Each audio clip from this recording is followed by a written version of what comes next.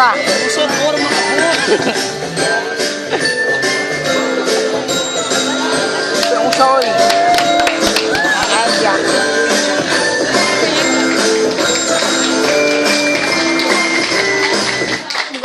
Trying to keep straight all the names, places, and events in the church history can be confusing.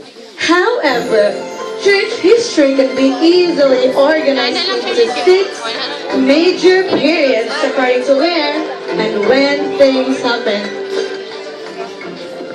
The church was founded in New York and Pennsylvania, developed in Ohio and Missouri, continued to grow in Illinois, moved west from Cambridge to cover and worship freely, expanded to other candidates, and became a worldwide church. Those are the 6 periods. First, beginnings. Second, teachers, sages. Third, Nauvoo. Fourth, the church in the west. Fifth, expansion. And lastly, the worldwide church. Now, let's take them one at a time, see what happened during each period. First, beginnings.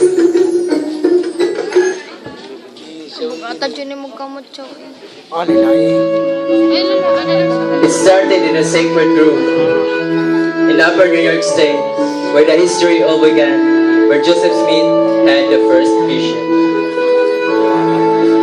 Not too far from the sacred room is the Hill of Comoro, the place where the Book of Mormon came forth and begun. Joseph received the gold plates from Angel Moroni on 1827. The priesthood was restored in the Susquehanna River in Pennsylvania, and the church was organized at the Whitney Home in Fayette, New York on April 6, 1830. There were quite few revelations received as the church was being restored. 39 sections of Doctrine and Covenants were recorded during the beginnings period.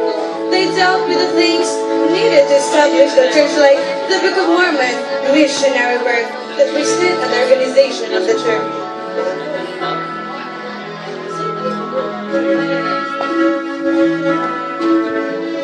By the end of the beginnings period, the church had 280 members, which means that the entire church could fit an average-sized chapel.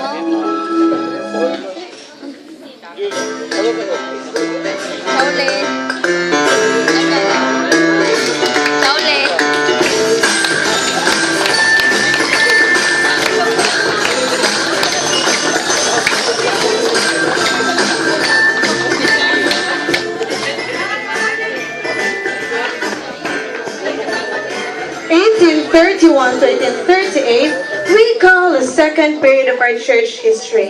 The church centers because it happens in 2 places, Kirtland, Ohio, and Independence, Missouri. In Missouri, mobs persecuted the saints and the Zions Camp March from Kirtland to Missouri.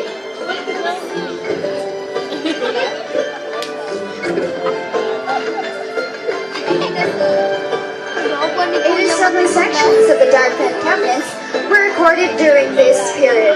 Through these revelations, the first bishop was called, the first temple was built, the vision of the 3 degrees of glory was received, the word of wisdom and tithing were revealed, the first presidency was organized, and the 12 apostles were chosen. The Lord and the ancient prophets appeared in the Kirtland temple restored vile cursed keys, but opposed the day in Kirtland, Ohio forced Prophet Joseph Smith and other faithful members to gather in Missouri. More persecution in Missouri that drove the saints from the state, but that didn't stop our growth during the second period. The church centers there were almost 18,000 members of the church. Alam mo nang wala siyang pag-Joshua.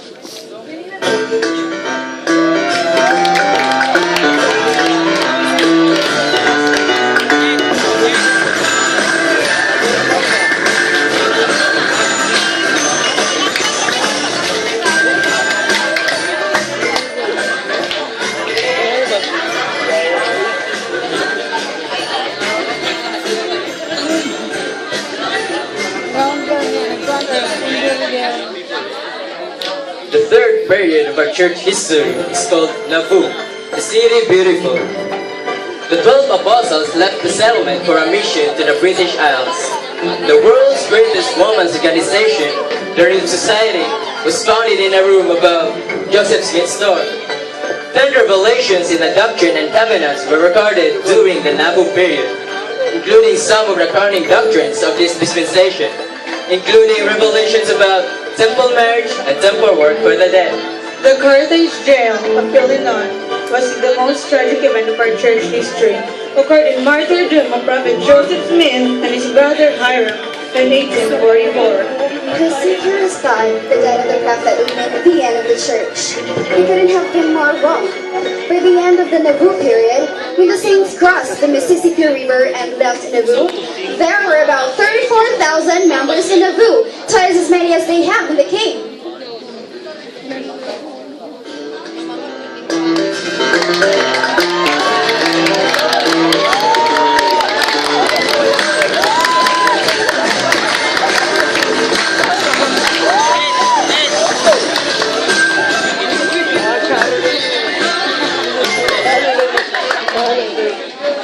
Ako video, be. 1848 to 1890, the church in the West. From Nauvoo, the Lord led his saints across the Great Plains. The fourth historical period is a church in the West.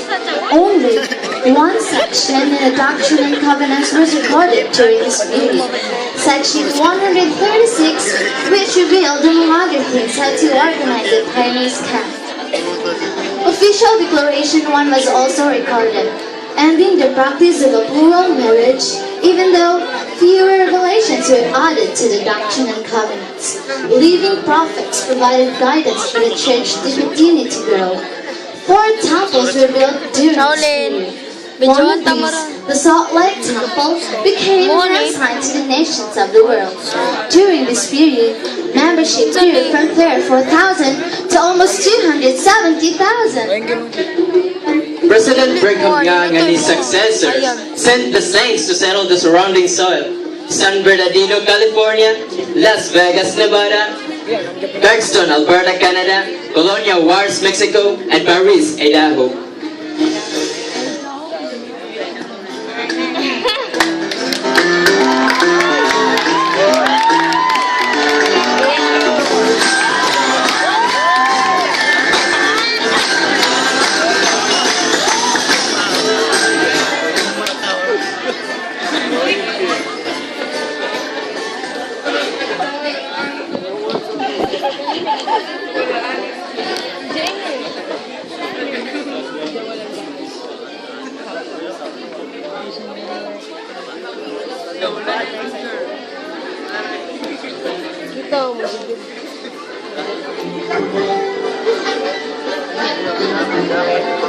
Charlene, pasagot kay katol kay kung ulo dali. Di na mapugan. Char. Katula, The next period of history was one of expansion. Missionary work expanded in Asia, South Africa, Central and South America, the Pacific, and other places throughout the world. For the first time ever, an apostle of the Lord traveled around the world, visiting the saints all over the globe. The welfare program was organized during the 5th period of expansion. Supplies administered under this program helped the saints through a worldwide economic crisis and a world war. And membership during the expansion period expanded from around 270,000 to more than 1.1 million. In 1918, President Joseph F. Smith received an incredible revelation on the redemption of the dead. But it wasn't until 1979 that it became what we call today as Section 138 of the Doctrine and Covenants.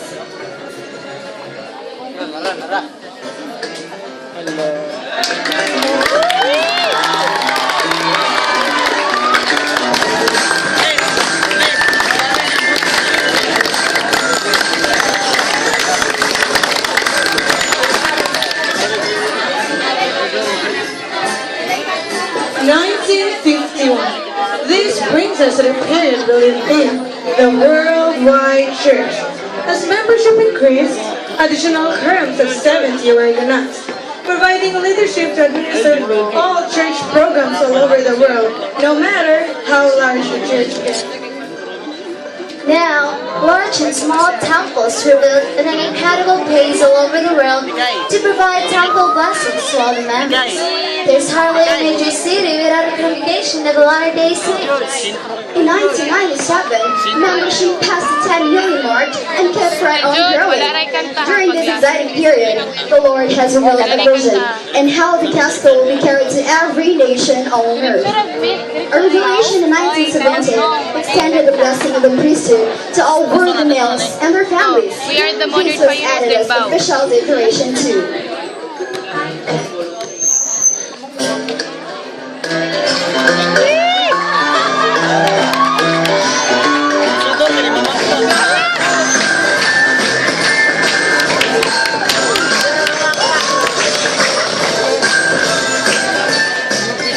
Now, that's not so confusing. You know, but Beginnings established in New York and Pennsylvania, the two church centers in Ohio and Missouri, the Noble Period, expansion, and the worldwide church. So, as you study the revelations given during each period, your knowledge of what, when, and where things happen will increase your understanding. Some of the greatest events in the church history are yet to come, and you will be a part of them. Understanding the past will help you fulfill your role in the future.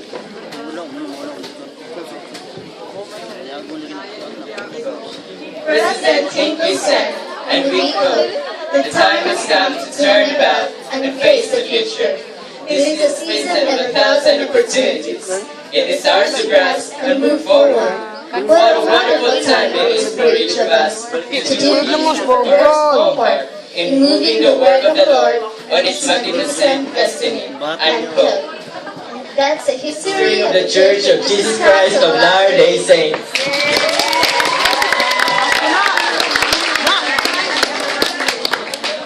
Kus, manganta pa man sila. Manganta, oy, manganta pa man mo, oy. Helen, ah.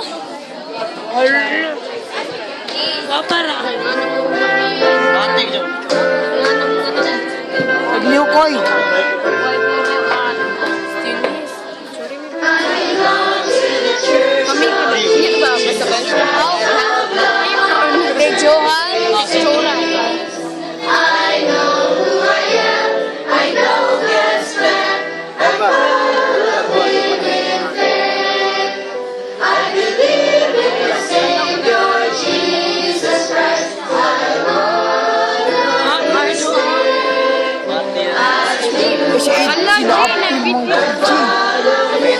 Aku si Aljon. Goy.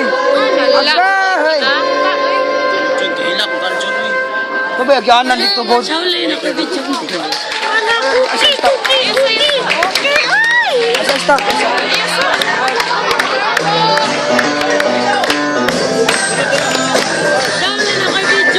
Ini aku ah. Ini aku ah.